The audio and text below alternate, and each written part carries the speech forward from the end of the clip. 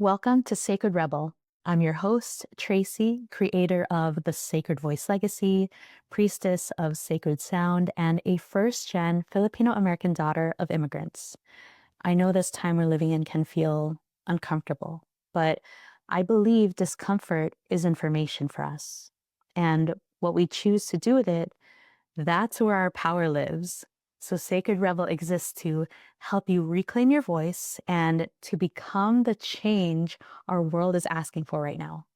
As you listen today, take what resonates, release what doesn't, and trust that your body already knows why you're here. So, today, I am honored to be joined by Irene Chong. Irene is a coach, a mentor, and a creative consultant.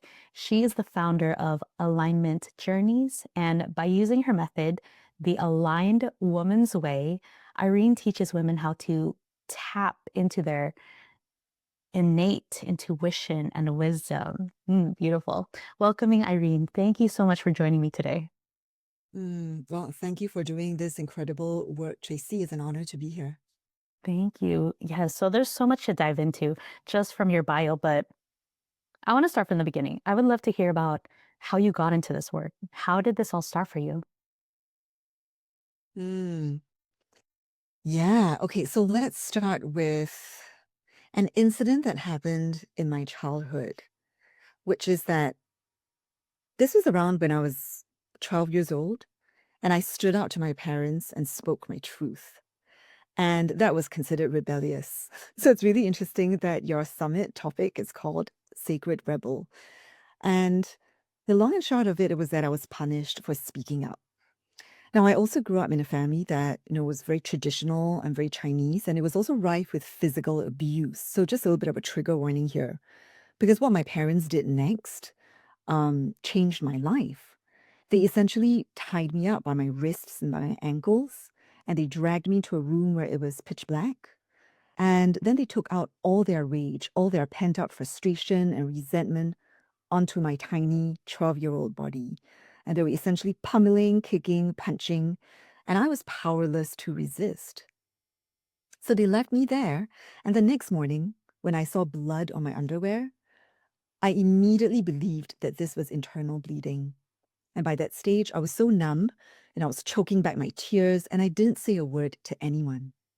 I also grew up in a family with two sisters, but we were all, complicit in this silent wall of shame. So we never spoke about what was happening at home to our friends outside.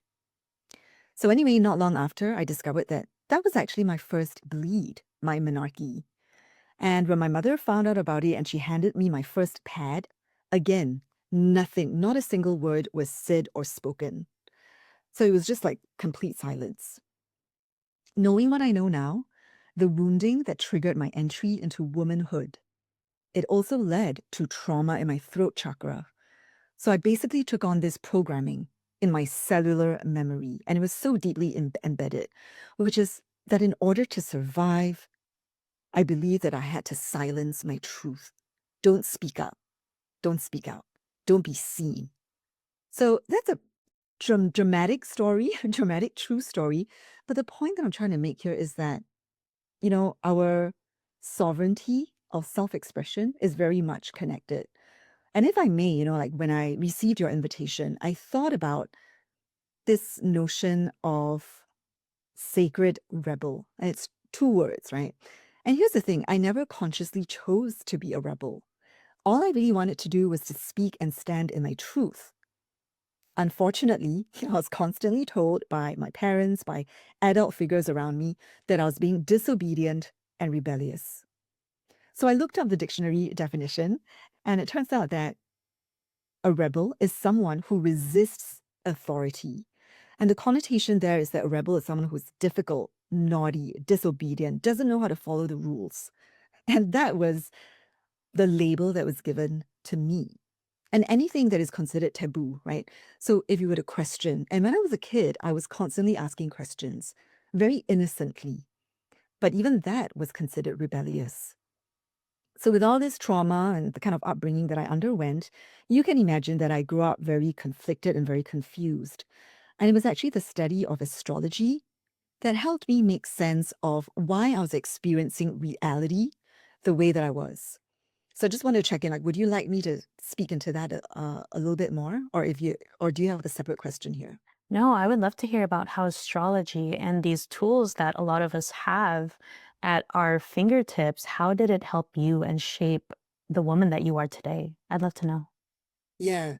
And thank you for that. Because the way I see it, so many of us, men and women, are living in a world feeling very confused about what's actually going on here and what is our truth, what is the truth.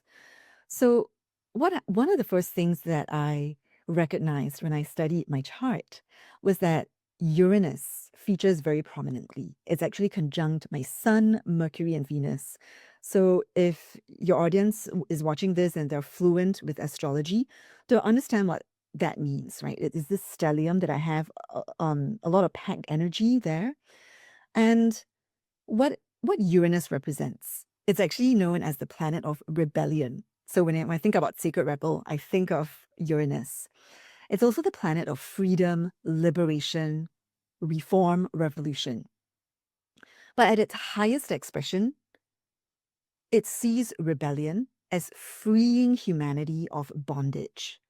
It's this urge that we all have to transcend limitations. And Uranus works like a flash of lightning. There's this brilliance and clarity that comes in the tarot. It's often seen as the tower card, like the breakdown, in which we finally see the truth. Our eyes are peeled, and that enables us to free ourselves. So, what are we freeing ourselves from? From conventions, right? So, Uranian energy is one that illuminates and awakens. And I came to realize that because I carry this energy, even if I wasn't conscious of it, I was causing people to sort of wake up and see things that if they didn't want to see it, they would then be highly triggered and project it onto other people. Now, for women, the way I see it, this convention is really a cage. It's the trap of toxic patriarchy that has suppressed, subjugated, and confined women. And to be a rebel is essentially to destabilize all these structures, all the conditioning, right, that has taught us to stay small, be safe. But it doesn't serve our highest good. So when I think of sacred rebel, right, I think of that higher expression of Uranus, which encourages us to really see the truth, to stop hiding, to trust in our inner knowing, because that clarity that comes, it lands. It lands deep inside of us, in our bones, in our blood. And once we awaken, there's no way we can go back to conform to what is expected of us or to submit. So, to me, being a sacred rebel means that you are a sovereign woman. So, I'll just leave it at that and see if you have any other questions for me. I think we are tuned in because my next question was going to be, what does Sacred Rebel mean to you as just a woman who is creating her own lineage story? But you've already shared so much about your story, and I appreciate you being so vulnerable, right? About your background, especially with your parents growing up. I resonate with you growing up in an Asian home, and I know this isn't only for Asian homes, it could be any home. But emotions were not talked about. First period, not really talked about either. I was given pads as well, and then that was it. I was never given the sex talk that people talk about either.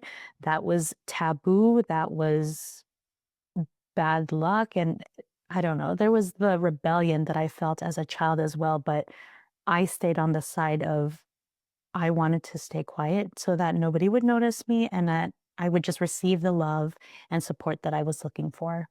Um, Me being a child, I thought I would grow out of it, but it followed me. It follows us into adulthood, right? Until we learn how to process and understand what truly happened to us. Because as an adult, you realize, oh, that was not okay.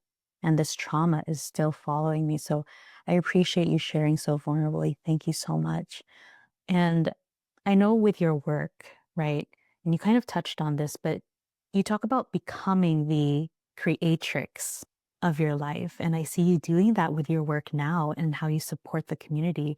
So, what are some ways you have supported women to honor and speak their truth? Mm. Yeah, thank you for that question. And you know what? It was a really long journey for me because, I share this childhood story now because I've unraveled and unpacked it and I'm able to talk about it. But for the longest time, my throat chakra was really blocked. And there was so much guilt, shame wrapped up in the trauma. So I never spoke about it. And I did my best to carry on with my life so that on the outside, it would seem as if everything was normal. But I was still carrying all of this inside me. And I explored different modalities, energy healing, um, crystal therapy, all kinds, regression work included. But it wasn't until I realized that there was a connection between our throats and our wombs that everything changed for me. So, because this is the game changer for me, I now start to support women in activating their creatrix power, which is their womb power. In fact, what I often share is that the most rebellious act that we can ever do as women is to love ourselves. And not just the pretty bits, right, that toxic patriarchy approves of, but all of ourselves, including those bits that are seen as dangerous and threatening. And the reason they're seen as dangerous and threatening is because they are really powerful. And it turns out that our wombs, like womb energetics, carry enormous power. This is why, toxic patriarchy has created all kinds of false narratives and distortions around our womb, our sacral chakra. Things like, we just look around you, the hypersexualization of women, where even young girls growing up don't necessarily feel safe in their bodies because there is so much objectification going on. So, what does it mean to come back to our wombs? So, time and time again, right? For me and for the women I work with, I discovered that every time there's a struggle to voice our truth, to even just express our thoughts and emotions, there's a wounding taking place in our womb energetics. And oftentimes, it's not just a trauma on the individual level, there is a collective energy at play, specifically from our ancestral lineage, from our mother. So the mother line and the matrilineal inheritance, both positive, and also all the woundings as well. So the problem that I help women solve, right? This is where women come to me. They come to me with a specific problem. But the problem is a universal one, be it in their business, health, relationships, etc. They have a problem creating. They struggle to manifest. Perhaps they are trapped in cycles of scarcity, feeling unworthy and not enough. Or they find that they're always pushing and struggling and striving, and they're feeling burnt out and drained. So the reason they're feeling depleted is because they haven't been able to access the storehouse of power that is their womb. So the work that I do is very much trauma informed, simply because the womb has a lot of power. It's a huge carrier of wisdom. At the same time, it's also a storehouse of a lot of wounding and trauma. So in order to tap into these sacred feminine codes, we first and foremost have to feel safe. And obviously, across history, rebels have not felt safe. They've been persecuted. Think of witches, priestesses, women in their power, women who have spoken their truth, and the kind of repression, the kind of violence that has been committed, right? And even if you think, okay, even just on a generational level, when you look at your mother, your grandmother, your great grandmother, your aunts, your sisters, and you sort of look at what's going on because of all the distortion in the field, a lot of women tend to stay in their masculine and they become very hyper masculine at the expense of their feminine wisdom. So, because of all these woundings, we look at the womb, but oftentimes I first begin with the heart because there's a very clear heart womb connection. So, when women are looking to create and manifest, we first tap into their heart desires versus, the kind of expectations that society may have told them this is the thing to achieve, this is the thing to do and to want. But when they really tap into the wisdom and the truth in their heart, they realize that maybe it's not that. So we first look at that, we heal the heart walls, the heart woundings that are there, and then we slowly move down and connect with this divine feminine center. So there are three divine feminine centers that I talk about: our feminine intuition, the heart Taurus or the heart field that we know now is way more powerful, way more magnetic than the brain. So rather than manifesting from the mind, we manifest from the heart. We draw in and we magnetize. And the way to draw in and to magnetize is to anchor it in our wombs. Because when you think about it, the womb is a portal and it receives, right? When you think about it, the masculine is the one that moves, even on a very sexual, reproductive level, right? The masculine is the one that enters, that penetrates, and the womb receives. And the problem that a lot of women in our modern day world face is that they don't know how to receive. They lost touch and they've forgotten that. They don't feel worthy. So it's really about shifting into a new state, an entirely different way of being.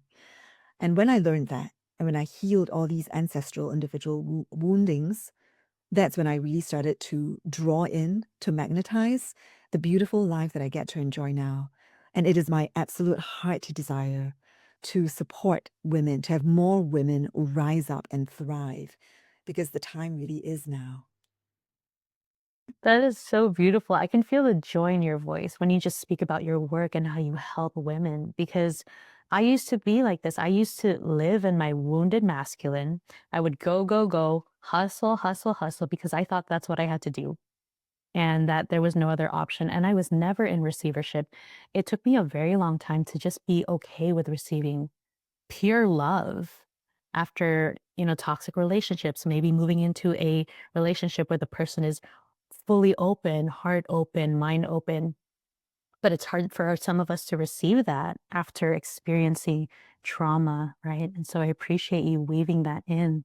I do feel like society has taught us to just ignore our intuition, ignore our bodies, and I don't know, some people will just call us crazy. But I love how we're waking up and realizing, no, I'm not crazy. This is how I feel. And this doesn't explain or it doesn't explain who I am. I can move past my trauma and use my story to empower others, right? Not hiding behind the wounding anymore. Yeah, absolutely. Like a whole new paradigm is waiting in the wings. And just to say, right, that a lot of the women that are attracted to the work that I do, they're already really good in their masculine. They get stuff done. They're high achieving, they're driven. But it's sort of like operating with one wing or one arm when you actually have two. And the fact is, we all have this superpower. It is our innate birthright to own both the masculine and the feminine. And so the restoration comes when we access and tap into these sacred feminine codes. I used to be a former school teacher, so I really see the work that I'm doing as creating a revolution in education, where all the things that we've been taught in the conventional education system has prepared us to live a very hyper masculine life. So, the antidote to counter all of this is to bring the sacred feminine back online.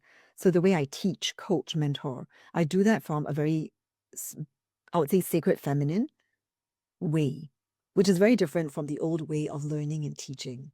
Yeah. Beautiful. And I read from your bio, you have something called SPACE, and it's SPACE. I believe it's an acronym for something. Would you be able to give us a little bit of information about what that is and how it ties into somebody just embodying their soul's purpose again? Yeah. Thank you for asking me that question. I could talk about it all day. So, looking at the time that we have, I think what I'll do is I'll speak into the first two. But in essence, space was an acronym that dropped into my womb intelligence. And I simply received this. And space is an acronym that stands for self love, pleasure, authenticity, creativity, and easeful beauty. So, all these are what I see as sacred feminine principles. And let me just speak into the first two: self love and pleasure. So early on, when I was alluding to the kind of feminine wounds that women face, uh, accepting themselves. So self love is one of them. But there's also another corresponding wound that comes up big time for women. And that's the feminine wound of competition and comparison. So I grew up in a family of two sisters, and I was the middle child. Also, my mother had her own woundings, which she projected and onto her children. So this wounding amongst women, where we no longer feel safe to speak our truth, to shine our light, to radiate like a beautiful flower that we all are, right? That was what got me to see that, first of all, we need to feel safe in ourselves. And in order to do that, we have to learn how to love ourselves. And it's interesting because when I first came up with self-love, I struggled with it for quite a while. I was thinking, isn't that commonsensical? Doesn't everybody know this already? Well, it turns out that it's not the case, because what what I see prevalent in society is a lot of talk about self-care, or all these intellectual notions of what it means to love yourself, but it's not embodied. And so what I found is that, if I were to bring astrology back again, Uranus, it actually corresponds with our nervous system. So what is the capacity of your nervous system to stay regulated when you meet the stress of a trigger or a trauma coming, when you don't feel safe radiating and shining your light amongst other women who may project their own insecurities or anxieties onto you? There, I'm thinking of this stereotype or caricature of women being seen as bossy. And I have had that reflected back to me as well. Like, oh, you're so bossy, Irene. And to reclaim that, how do I own the fact that I am a powerful woman, where I am my own boss? This is my company, right? And I have my own business. How do I feel safe remaining in that bigness when there are these distorted reflections or criticisms that come our way? And it really comes back to knowing how to love myself and having the tools where I am in right relationship with myself and with my truth. So I have a couple of protocols that I take women through to help them uncover what are their values, what matters most to them. And then we work on nurturing, like creating a beautiful, spacious space where they can finally come back into true, genuine, intimate relationship with themselves. And that is self-love. So this level of intimacy, I think it was Oscar Wilde who came up with this saying that to love yourself is the start of a lifelong romance. And so helping the women that I serve come into a state of absolute radiant self-love, like you can see the shift. They just glow from the inside out. So a lot of this is about expanding our nervous system's window of tolerance to have the capacity to shine big and bright. Now, the other piece that I feel is important to speak into, because I talked about the womb. And the problem or the distortion that is often out there in the womb, in the world, is what I call this womb wounding. Distortions around our sexuality. And sexuality is also often confused with sensuality. So you find, or I find that a lot of women, when they come to me, sometimes they are very dissociated. They sort of live from the neck up, very much in their intellect, in their minds, but finding it hard to explore sensations that awaken their body. So again, this has to do with increasing your nervous system's capacity to hold all this energy. Because what happens when a woman steps up and shines her light? She's seen. The spotlight is on her. And oftentimes, that causes a lot of anxiety, nervousness. Your system needs to be able to hold this. So the way I teach it, again, it's not the hyper-masculine way of pushing and striving. It's by learning how to rewire our capacity to receive pleasure, right? Not for self-aggrandizement or, for any sort of narcissistic attention, but how do we hold the attention, hold the energy on us and receive pleasure. So this idea of receptivity, which is a highly feminine principle, to receive pleasure through the senses. So our sensuality. And this is how we operate. This is how we navigate our way in the world, through our senses: sight, touch, smells, taste, hearing, right? How do we awaken them? I use this term a lot in the work that I share with women, which is the aligned woman's way is about becoming unapologetically alive, alive to everything that is inside of you. So, a huge part of that is about our sensuality and taking full pleasure, owning all our gifts, our strengths, and taking pleasure in all of that unapologetically. No longer staying small to please other people, no longer fawning or people pleasing in order to gain approval, but it's about feeling safe enough to expand, to grow bigger, to radiate, and knowing that by doing so, your very presence will inspire other women to also to shine their light. And that is so needed in a world that is filled with darkness and chaos. Yeah. Yes, I thank hope you that so answers much. your question.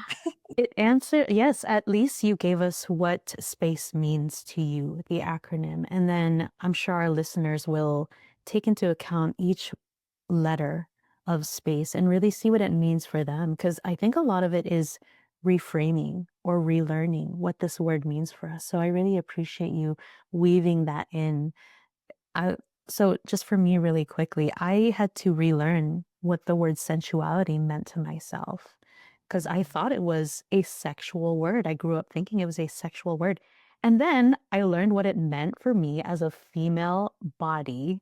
And then I realized, oh my God, the air outside just smells so good. My tea smells so good and tastes so good. It's just really our bodily senses coming back to what they were intended for. And I feel like the whole thing is coming back to our roots as we are nature as well, just like Mother Nature. So I love that you weave this in. So beautiful. So thank you. Um, so maybe there are people who are feeling overwhelmed or a little disconnected from their womb at this time, especially with everything that's going on in the world.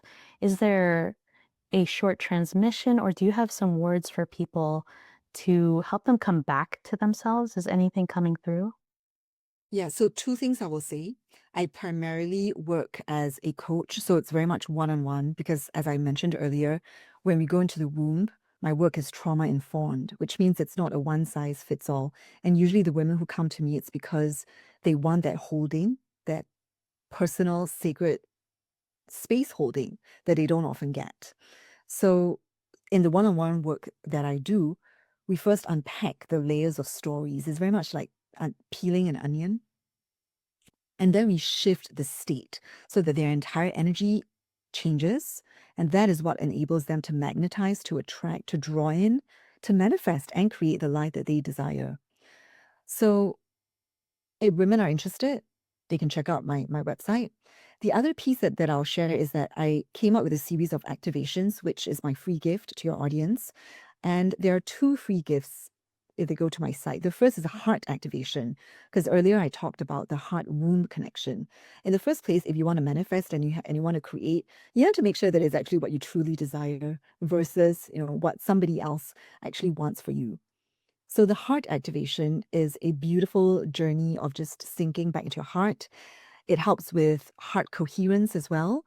If your audience is familiar with the work of heart math, coming back into the magnetic torus field that your heart creates and living life from that space. Our hearts are meant to expand and open up, not remain contracted and closed off.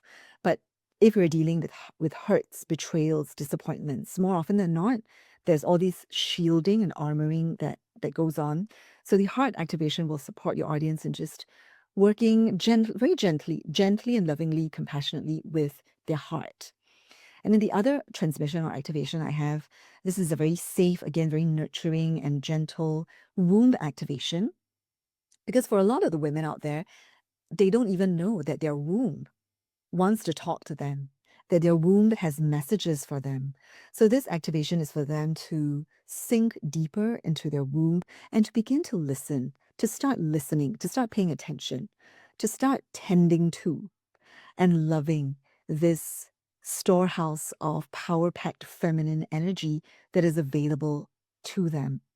So these are the two activations that I highly recommend your audience receive. Like, this is my gift to you. Beautiful. And I know you have a code for us as well. That's going to be underneath this video. Did you want to share about the code? Yes. So this year, well, actually, I created this course last year because I was undergoing a threshold of my own. And I still do these practices because astrologically speaking, the years 2025, 26, and 2027 are big pivotal years where we are literally, as a collective, going through a cosmic birth canal. I'm not going to go into this, but like things like the photon belt they were going through, the kind of solar storms and activations we're receiving, and the kind of shifts and changes we're seeing in the world around us, in our communities. Patriarchal structures are crumbling down. And so oftentimes when a lot of women come to me, they are literally crying and asking for help. So this course, it's called Threshold, and it's meant to support you to get to the other side from the kind of chaos, turbulence that you're experiencing, to get to the other side and feel liberated and experience the freedom, like freedom from fears, worries, scarcities. So I usually have this for $297, but I'm currently offering a 50% discount just for a limited time around this time. So I believe you put the discount code below. And for those of your audience who would like to go deeper with me, if they resonate with everything that I've shared here, this is also my additional gift to you, which is to take a course that will enable you to experience the shift that you're looking for. Beautiful. Thank you so much for offering that to our community. Those two activations, plus offering this beautiful course that we definitely need around this time. I really appreciate you sharing that with our community. So, everyone, if you are interested in Irene's work, please go grab those free gifts. They're going to be right under this video. All of Irene's social accounts will be listed below as well, so you can stay updated on what she's doing for the women in society and other women of color. So I appreciate you. And as we close out the session, I want to thank you, Irene, for sharing your wisdom and your truth and your story just so vulnerably. I really appreciate that. And to everyone listening, please remember that Sacred Revel is about integration, right? It's about letting what you felt today inspire how you speak and how you choose. So thank you all for being here. Sacred Revels, I will see you in the next session. Bye bye.